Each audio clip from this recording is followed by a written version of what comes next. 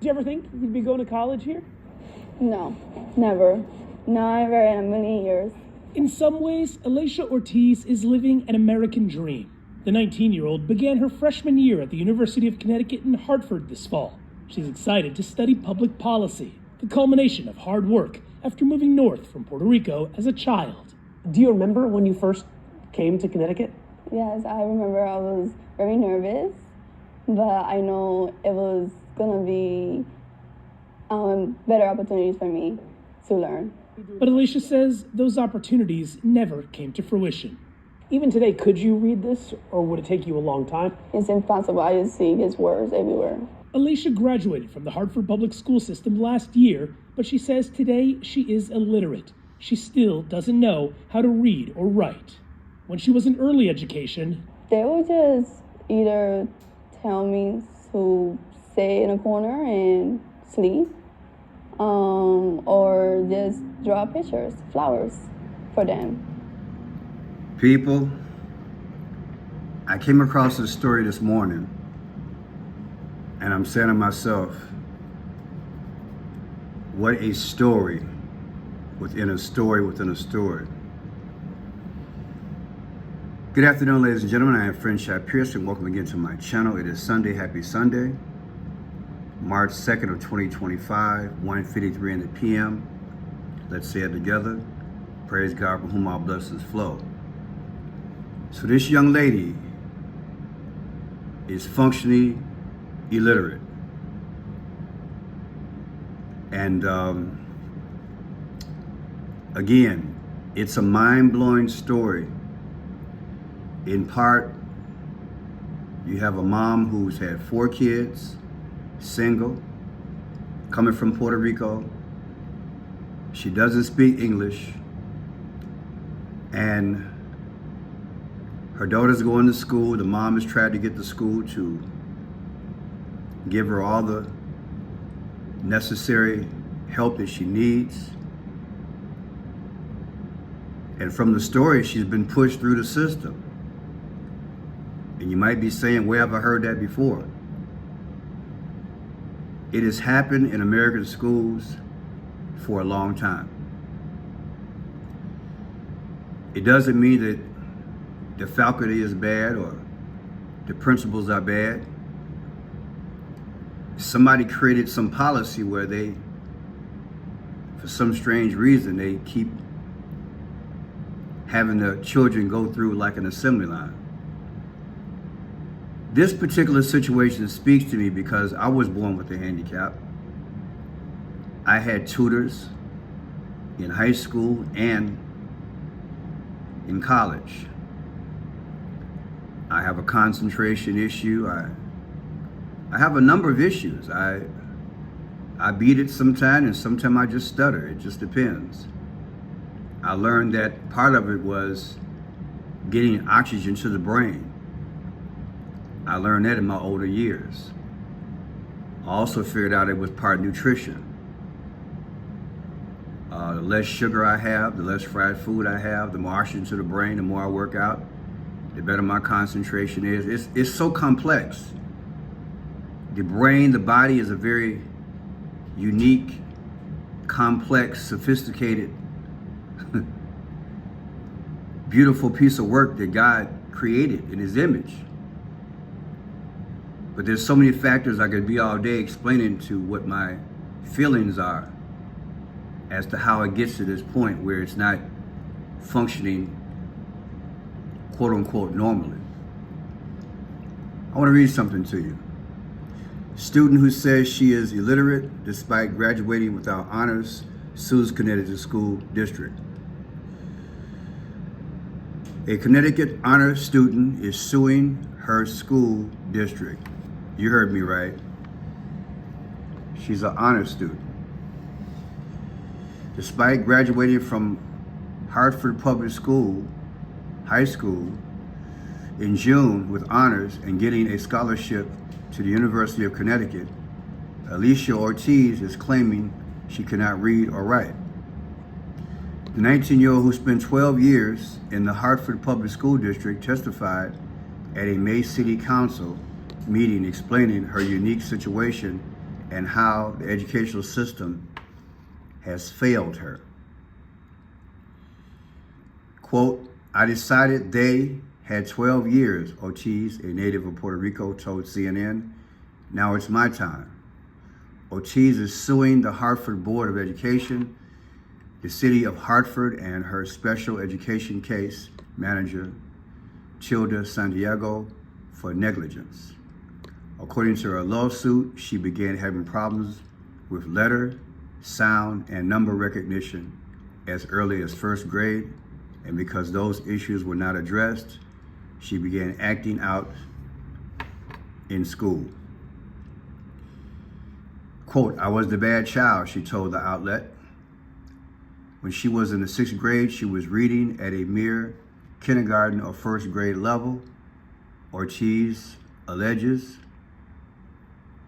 When Ortiz was a sophomore at Hartford Public High School, Santiago was assigned as her special educational teacher and case manager. Santiago bullied, harassed, and stalked Ortiz and was later removed from the role. The suit claims, although she hardly speaks English, Ortiz's mother, Carmen Cruz, did her best to advocate for her daughter, speaking to the principal and other school officials. Quote, I didn't know English very well. I didn't know the rules of the school, she told the outlet.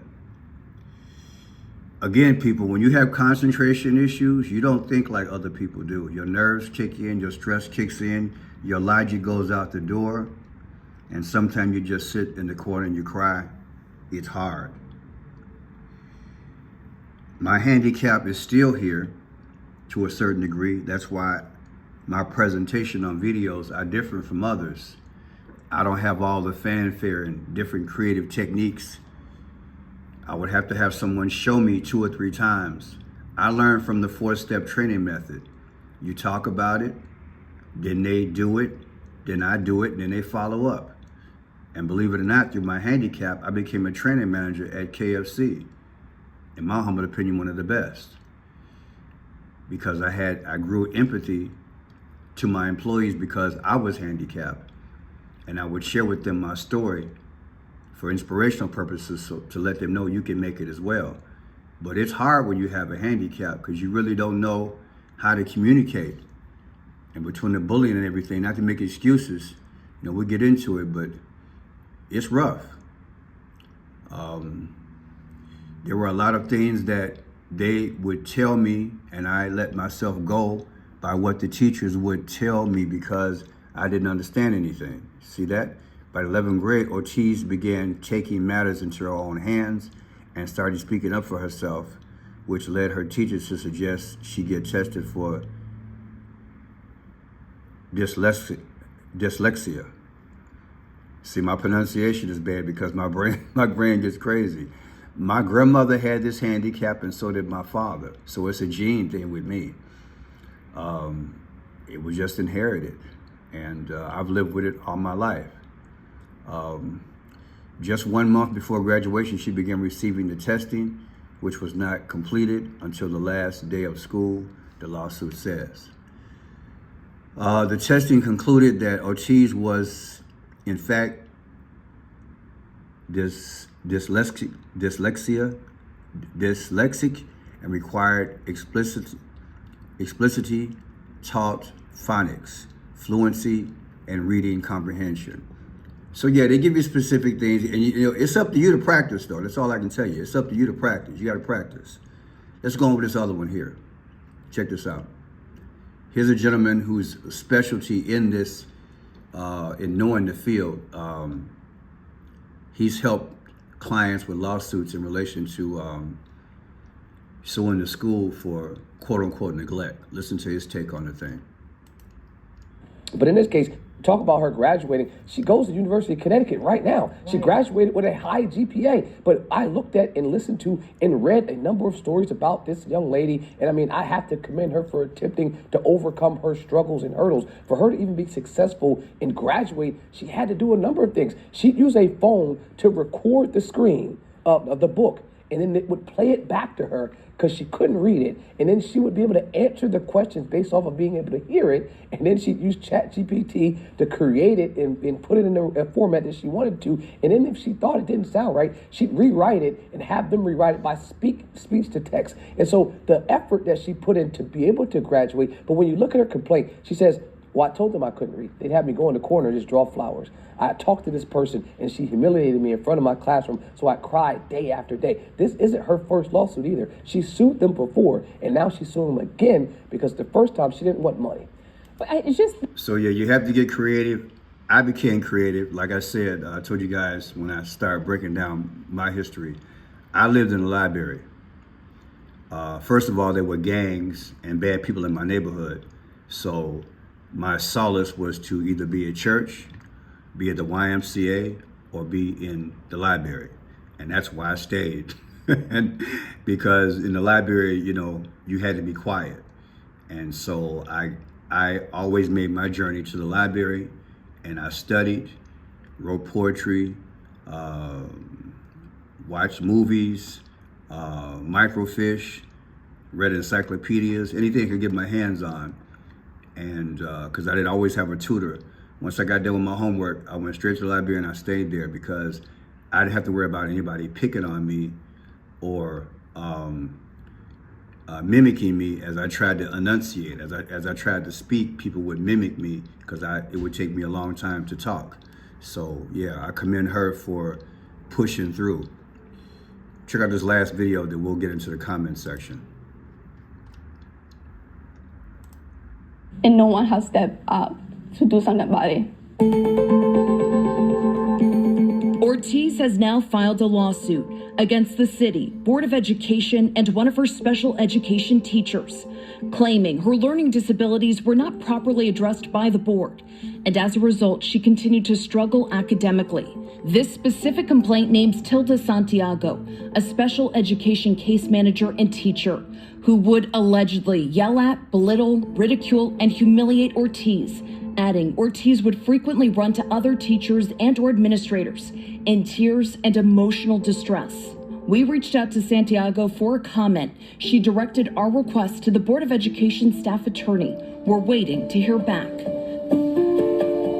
Ortiz used talk to text and other technology to get her grades up, walking the stage at graduation. A moment filled with mixed emotions. It's the treatment. Here's the comment of the principal, I believe here. President of Hartford Federation of Teachers said, "It does give educators in Hartford pause to reflect on the sometimes conflicting goals to increase graduation rates."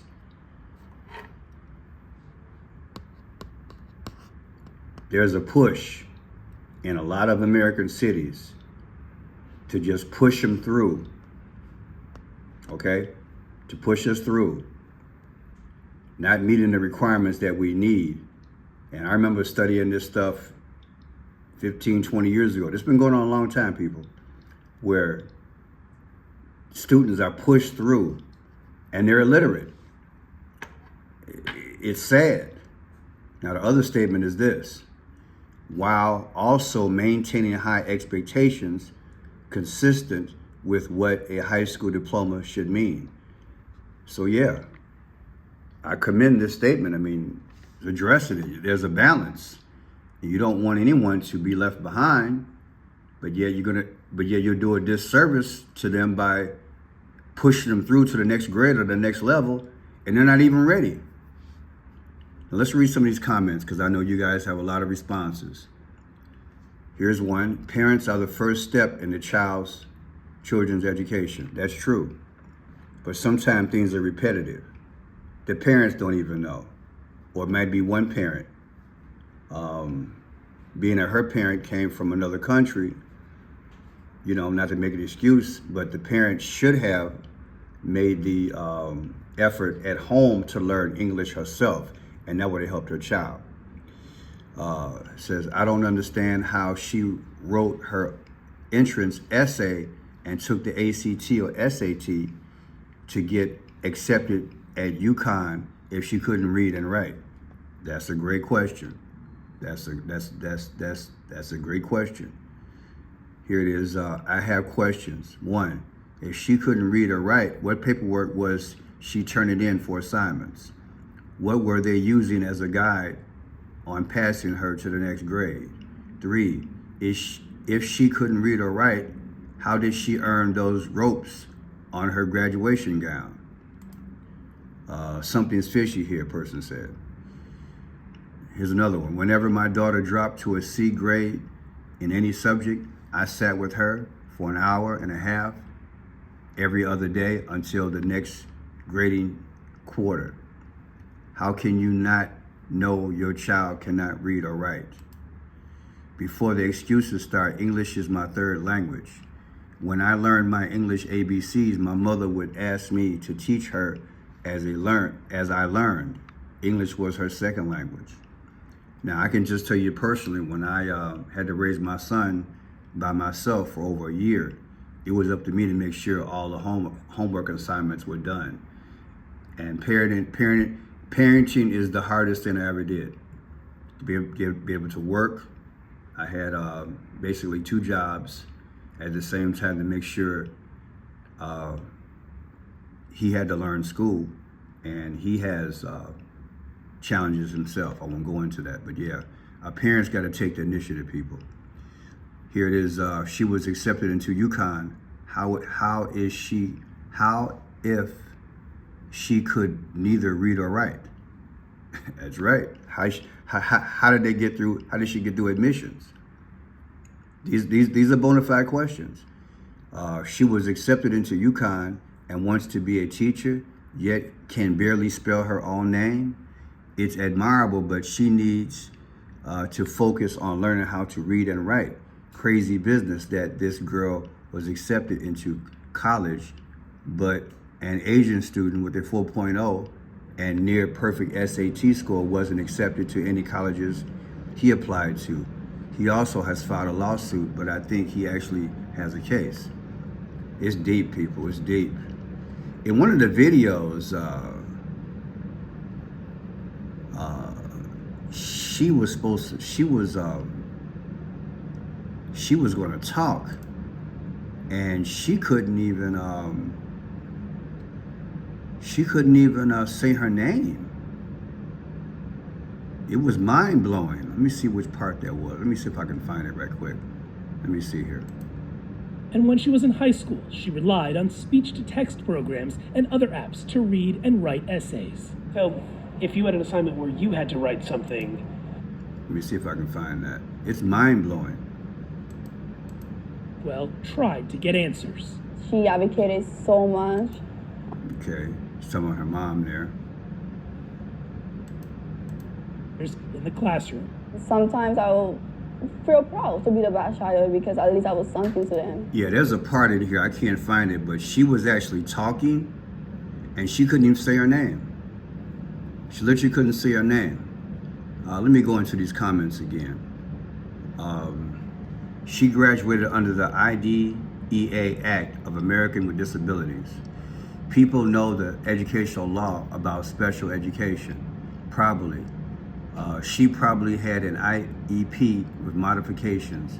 She is probably at the University of UConn due to the IDEA Act. Her parents probably know and sign the IEP every year knowing that. The parents have an obligation to work with the education system and the resource specialists. It's no different that the parents signing the health plan and protocol with a doctor or dentist agreeing to services and help their child. To open up a lawsuit is furious. To open up a lawsuit is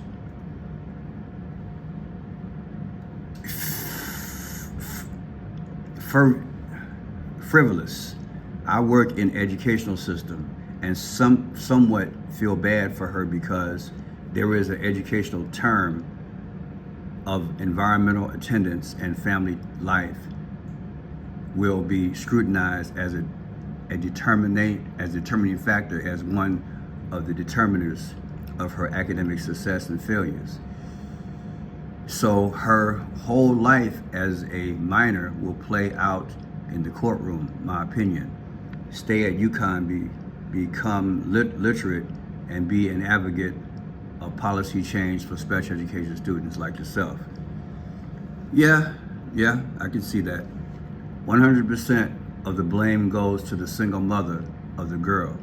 Her name is Carmen Cruz. She is a single mother, 4 kids. Carmen Cruz is from Puerto Rico, but despite living in the USA for years, doesn't speak English and says she didn't go to school beyond the 8th grade. Her mother failed her. Suing and blaming the school is a tragedy. It is the responsibility of parents to raise a child properly. This Carmen Cruz should never have had any children. It's deep. Look, I've heard this argument before. We don't know the past of this woman. We don't know if she had an abusive husband. We don't know if she had a one husband or multiple husbands. But women, that's why I said in my live video yesterday. And men, look, you're bringing in kids. Only bring in what you can take care of. That's the way I look at it. That's how I'm gonna look at this thing. This is a young person that has been neglected by the school system ever since she was a child. This is a systemic problem in the United States. There are many students who graduate from high school with a 4th grade reading level.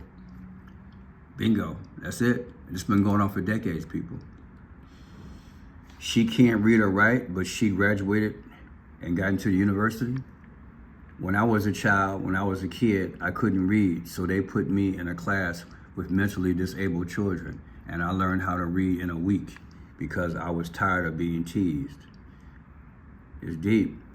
Girls spend this time and energy learning how to read and write. It's not too late. This person says, I refuse to believe she can't read or write. Where were her parents? And were they literate? What about the SATs? How did she get into college? How does she fill out paperwork? It's ridiculous. Yeah, like I said, in one of these videos, unless I chose the wrong video, she was trying to talk and she literally couldn't say her name. Let me see if this is it here. It was mind-blowing. Or she had difficulty saying her name. We can do better. And I know we have a powerful community that wants to do better. I want to be the voice for them. Okay, so yeah, I can't find it here, but what do you think about this here? The American school system, I don't know where we're at in terms of the world, in terms of reading, writing and arithmetic, but yeah, having a handicap, trust me, it's no fun. However, the joy of learning and achieving it when your brain, when your brain is trying to do it, but you can't.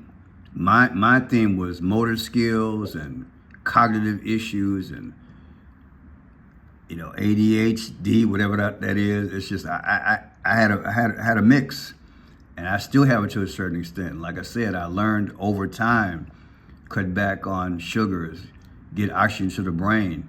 You're born with this handicap.